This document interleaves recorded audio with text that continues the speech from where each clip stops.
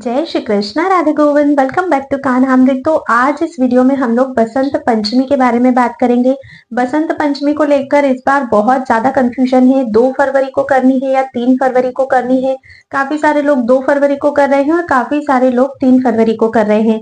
आज इस वीडियो में मैं आपको बताऊंगी कि आपको बसंत पंचमी कब सेलिब्रेट करनी है, क्यों सेलिब्रेट की जाती है, इस दिन हमें क्या विशेष करना चाहिए, माता सरस्वती की पूजा किस प्रकार से करनी चाहिए, किस रंग के आपको वस्त्र पहनने चाहिए, क्या भोग आपको माता को लगाना चाहिए, और अगर आपके घर में बच्चे हैं या कोई भी विद्यार्थी है, स्टूडेंट्स जो पढ़ाई कर रहे हैं, तो उन्हें बसंत पंचमी पर क्या करना चाहिए, सभी जानकारी आज इस वीडियो में आपको मिलने वाली है।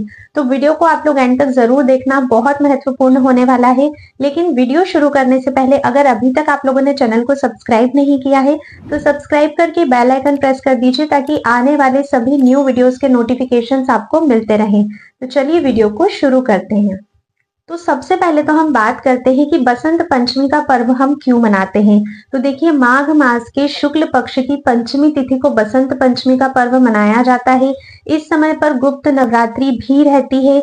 शास्त्रों के अनुसार बसंत पंचमी के दिन ही माता सरस्वती का प्राकट्योत्सव है, मतलब माता सरस्वती का जन्मोत्सव है, इसीलिए बसंत पंचमी मनाई जाती है।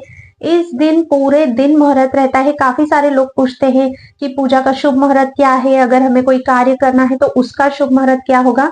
तो देखो, किसी भी चीज का शुभ मुहूर्त बसंत पंचमी पर नहीं होता है, क्योंकि पूरा दिन ही शुभ होता है।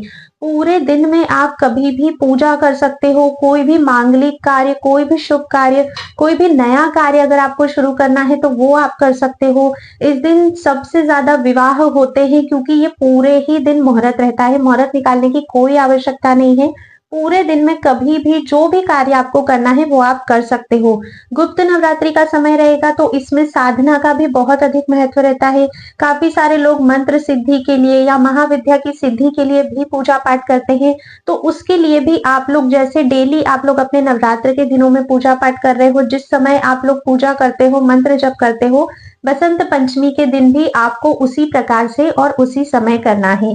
कहते हैं कि माता सरस्वती विद्या की, बुद्धि की, वाणी की, कला की, शिल्प कला की, सभी की अधिष्ठात्री देवी है। अगर हम माता सरस्वती की पूजा करते हैं तो उनकी कृपा से ये सभी चीजें हमें अपने जीवन में प्राप्त होती है। विशेषकर जो बच्चे पढ़ाई कर रहे हैं या फिर आप अगर किसी कॉम्पिटिटिव एग्जाम की तैयारी कर रहे हो जिसमें आप क्लियर नहीं हो पा रहे हो, असफल हो रहे हो, या फिर किसी भी तरह की कोई भी पढ़ाई से रिलेटेड कार्य अगर आप कर रहे हो, तो विशेष रूप से आपको बसंत पंचमी के दिन माता सरस्वती की पूजा करनी चाहिए। घर में अगर छोटे बच्चे भी हैं जो लोग स्कूल जाते हैं तो उनसे भी जरूर ही हमें पूजा करवानी चाहिए, क्योंकि ये दिन विशेष रूप से माता सरस्वती की पूजा का ही होता है। काफी सारे लोग इस दिन माता लक्ष्मी की पूजा भी करते हैं। तो अगर आपके यहाँ पर भी माता लक्ष्मी की पूजा की जाती है तो आप अवश्य ही करिएगा। आगे वीडियो में मैं और बातें आपको बताती हूँ कि पूजा विधि कैसी रहेगी और आगे आपको क्या करना है। अब सबसे पहले हम ये समझते हैं कि पूजा हमें किस प्रकार से करनी चाहिए। तो देखिए, बहुत सारे लोग होते हैं जो माता की मूर्ति यानी कि माता के विग्रह या प्रतिमा को घर पर लेकर आते हैं, जो मिट्टी की प्रतिमा लेकर आते हैं और फिर उसकी पूजा करते हैं। पर यहाँ पर एक क्वेश्चन रहता है कि हमें जो विग्रह हम खरीद रहे हैं वो कैसा खरीदना है। तो आप लोगों को ध्यान रखना है कि माता सरस्वती जो है वो हंस पर विराजमान होती है या श्वेत कमल पर वो विराजमान होती है। तो जो भी प्रतिमा आप लेकर आते हो वो माता की खड़ी प्रतिमा नहीं होनी चाहिए। माता जो है वो बैठी हुई होनी चाहिए। और अगर हंस पर बैठी हुई माता सरस्वती की प्रतिमा आपको मिल जाती है तो वो सर्वोत्तम होता है। तो आपको इसी प्रकार से लानी। अगर बहुत सारे लोग जो विग्रह नहीं लाते हैं, चित्रपट होता है उनके पास और फोटो से ही वो लोग पूजा करते हैं, तो फोटो भी आपका ऐसा ही होना चाहिए कि माता उसमें खड़ी नहीं होनी चाहिए, बैठे हुए होना चाहिए और वो हंस पर विराजमान होने चाहिए। ऐसा ही फोटो भी आपको लेकर आना है। माता के एक हाथ में वीणा होती है, एक हाथ में पुस्तक होती है, उनके एक हाथ में कमल का पुष्प और एक हाथ में माला होती है। ऐसी ही प्रतिमा आपको लेकर आनी चाहिए। अब इसमें भी सबसे बड़ा क्वेश्चन ये है कि अगर हम लोग मिट्टी की प्रतिमा लेकर आ रहे हैं तो फिर उसका विसर्जन कब करना है। तो देखो, बसंत पंचमी के दिन हमने पूजा करी, पूजा करने के बाद वैसे तो हमें साल भर तक उस मिट्टी की जो भी प्रतिमा आप लेकर आए हो उसे आपको अपने घर पर रखना होता है। फिर नेक्स्ट ईयर जब फिर से बसंत पंचमी आएगी तब आप उसका विसर्जन कर दीजिएगा और नई प्रतिमा लेकर आइएगा। शास्त्र आज्ञा तो यही बोलती है, लेकिन काफी सारे लोग ऐसे होते हैं जिनके यहाँ रखने की व्यवस्था नहीं होती है, तो वो क्या करते हैं कि बसंत पंचमी के दिन ही पूजा करते हैं और उसके 1-2 दिन तक बस माता को घर पर रखते हैं और उसके बाद ही विसर्जन करते हैं। पर सही नियम तो यही होता है कि आप एटलीस्ट साल भर तक माता को घर पर ही रखिए, उसके बाद माता का विसर्जन करके नई प्रतिमा फिर से लेकर आइए। मतलब इस हिसाब से देखा जाए तो आपके घर पर हमेशा माता सरस्वती की एक न एक प्रतिमा तो रहेगी ही। पर हाँ, अगर आपके पास जगह नहीं है, नहीं आप लोग कर सकते हो, तो फिर आप अपने घर का नियम देख लीजिए कि आप लोगों के यहाँ पर कैसे पूजा की जाती है, कैसे नियम किए जाते हैं। पूजा के लिए आप लोगों को क्या करना है, कलश अगर आप लोग रखना चाहते हैं तो आप रख सकते हैं। वैसे किसी भी पूजा में जब हम कलश रखते हैं तभी वो पूजा संपूर्ण मानी जाती है। अब अगर आप लोग कलश भी स्थापित कर रहे हैं तो कलश आपको उसी प्रकार से स्थापित करना है। तांबे का या मिट्टी का कलश आपको लेना है, उसके कंठ पर आपको कलावा बांधना है, स्वस्तिक बनाना है, उसके ऊपर उसमें जल आपको भरना है, उसमें थोड़े से चावल आपको डालने हैं, उसके बाद उसमें हल्दी कुमकुम डालना है और श्रीफल आपको उसके ऊपर रखना है और 5 पेड़ों के पत्ते या फिर आप चाहे तो सिर्फ आम के या अशोक के पत्ते आसपास लगा सकते हो।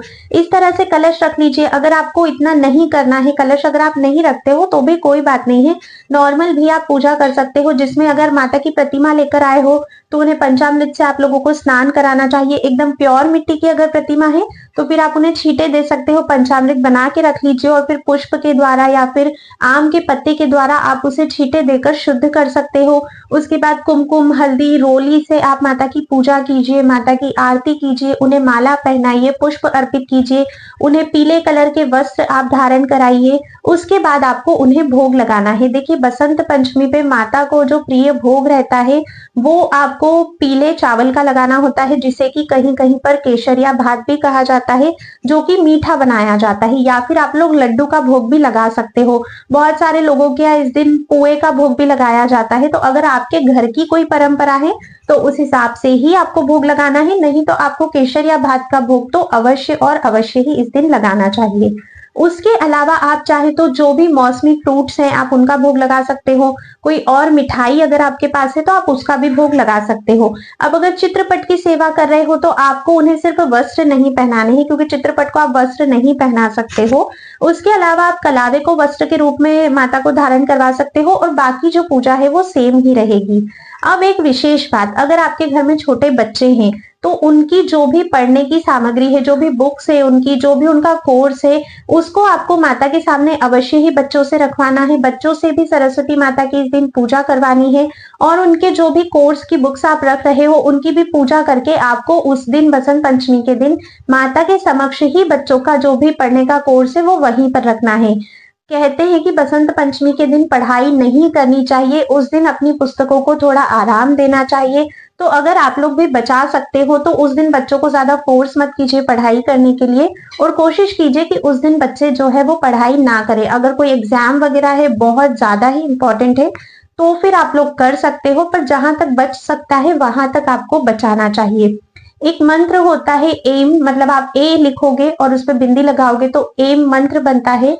तो आपको क्या करना है कि जैसे अगर बच्चे का कोई कोर्स है जो बहुत ज्यादा डिफिकल्ट है, कोई सब्जेक्ट है उसका, या फिर बच्चा पढ़ाई में बहुत कमजोर है, बच्चे का पढ़ने में मन नहीं लगता है, तो एक येलो कलर का पेपर आपको लेना है और रेड कलर का आपको पेन लेना है और अपने बच्चे से ही उसके ऊपर आपको एम लिखवाना है और उसके बाद वो जो पेपर रहेगा वो आपको माता सरस्वती को अर्पित कर देना है।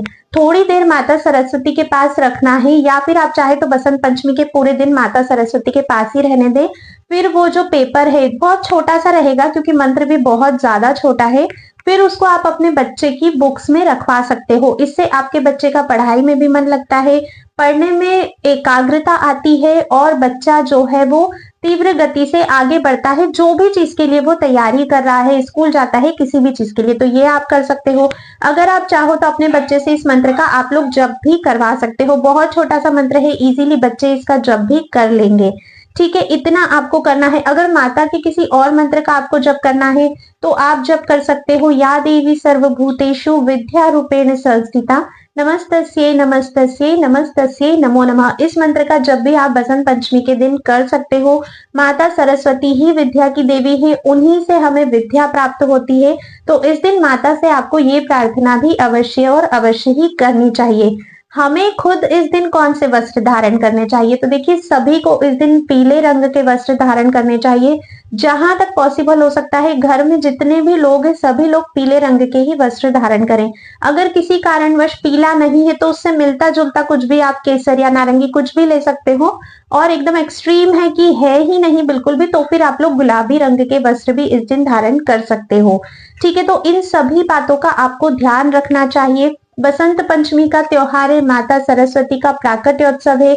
इसको उसी प्रकार आपको सेलिब्रेट भी करना है। माता की विशेष कृपा इस दिन हमें प्राप्त हो सकती है। सबसे ज्यादा इंपॉर्टेंट तो ये बस उन्हीं लोगों के लिए होता है जो लोग पढ़ाई कर रहे हैं। और जैसा कि मैं ऑलरेडी बता चुकी हूँ, कोई भी नया काम शुरू करना है, कोई भी शुभ कार्य, मांगलिक कार्य कुछ भी अगर करना है, बिना मुहूर्त निकाले इस दिन आप लोग बहुत अच्छे से कर सकते हो। तो अब मेन बात करते हैं कि इस बार बसंत पंचमी का जो पर्व है वो कब सेलिब्रेट किया जा रहा है। तो देखिए, माघ मास के शुक्ल पक्ष की पंचमी तिथि जो है वो 2 फरवरी को सुबह 9:15 बजे शुरू हो रही है, जो कि 3 फरवरी को सुबह 6:52 पर समाप्त हो जाएगी। अब यहाँ पर बहुत बड़ा कंफ्यूजन है। काफी सारे लोग हैं जो 2 फरवरी को बसंत पंचमी सेलिब्रेट कर रहे हैं। जो लोग उदया तिथि के अनुसार व्रत त्योहार करते हैं वो लोग 3 फरवरी को बसंत पंचमी सेलिब्रेट कर रहे हैं। तो आप लोग 2 फरवरी को करते हो या 3 फरवरी को करते हो, ये पूर्णतः डिपेंड करता है कि आपके आसपास बसंत पंचमी कब हो रही है। ठीक है, 2 फरवरी को पूरा दिन बसंत पंचमी रहेगी और 3 फरवरी को सिर्फ मॉर्निंग में 6:52 तक ही रहेगी। तो अगर बात करें तो 2 फरवरी को ही बसंत पंचमी मनाई जा रही है। काफी सारे ऐसे लोग भी हैं जो कि 3 फरवरी तक में, जब तक 6:52 तक का समय है, तब तक वे लोग माता सरस्वती की पूजा अर्चना वंदना कर रहे हैं। तो आप लोग एक बार देख लीजिएगा कि आपके स्थान पर कब हो रही है, क्योंकि आजकल ना हर तिथि को लेकर इतना ज्यादा कंफ्यूजन हो गया है। आधे लोग कभी करते हैं, आधे लोग कभी करते हैं। तो इसमें सबसे बेस्ट होता है कि जिस भी जगह पर आप रहते हो, जिस भी स्थान पर आप रहते हो, उसके अकॉर्डिंग ही आप व्रत और त्योहार को करें। जब भी आपके आसपास या आपके आसपास अगर कोई मंदिर है तो वहां पर पहले पूछ लीजिए। जब भी वो लोग कर रहे हैं तो अपने स्थान के अनुसार ही करना बेस्ट होता है। तो 2 फरवरी को या 3 फरवरी को जब भी आपके आसपास हो रही है करिए। बट अगर मैं मेजॉरिटी की बात करूं तो बसंत पंचमी जो है वो इस बार 2 फरवरी 2025 को ही सेलिब्रेट कर रहे हैं। बाकी अब आप लोग आगे देख लीजिएगा अपने यहाँ का नियम भी। ठीक है, तो ये थी बसंत पंचमी की संपूर्ण जानकारी। मैंने काफी सारी चीजें इस वीडियो में कवर कर ली है। अगर कोई भी चीज छूट गई है, कोई भी आपके प्रश्न है, कोई भी डाउट्स है, तो आप लोग मुझे कमेंट करके पूछ लीजिएगा। मैं सभी के आंसर्स देने की पूरी कोशिश करूंगी। और अगर वीडियो आप लोगों को थोड़ा भी पसंद आया है तो इसे ज्यादा से ज्यादा शेयर कीजिए और लाइक जरूर करिएगा, ताकि मुझे भी ये पता चले कि हाँ, वीडियो आप लोगों को पसंद आई और वीडियो में दी गई जानकारी भी आपके लिए यूजफुल है। अब हम मिलेंगे नेक्स्ट वीडियो में, तब तक के लिए राधे राधे।